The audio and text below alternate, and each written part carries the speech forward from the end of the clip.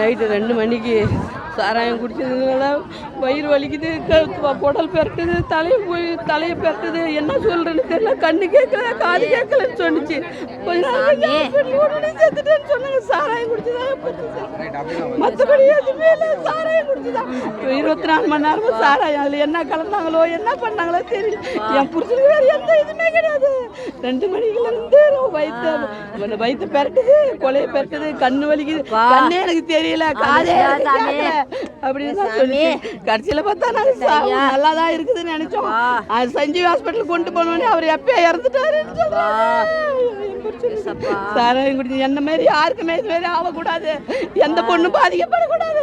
இதுவே என்னோட கடைசியா இருக்கட்டும். எந்த பிள்ளைகளும் இது மாதிரி அனாதி ஆகக்கூடாது. அப்ப இல்லாத பிள்ளைகளும் ஆகக்கூடாது. நாத்தனா பையனும் சாராயம் குடிச்சுதான் அவனும் இறந்துட்டான்.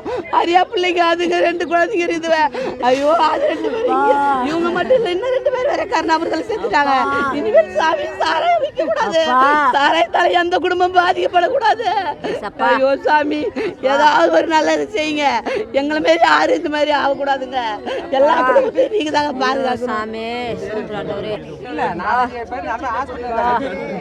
சாமி 12 மணிக்கு வயிறு எரியுதுன்னா கண்ணு தெரிய மாட்டேங்குதுமா, கண்ணு தெரிய மாட்டேங்குதுமா. நீ ஏன்டா பையா குடிச்ச அப்படின்ட்டு இதுக்கு நடந்துக்கிட்டு மணி 12 மணிக்கு ஆஸ்பத்திரிக்கு ஜிஹெச் கொண்டு போனேன்.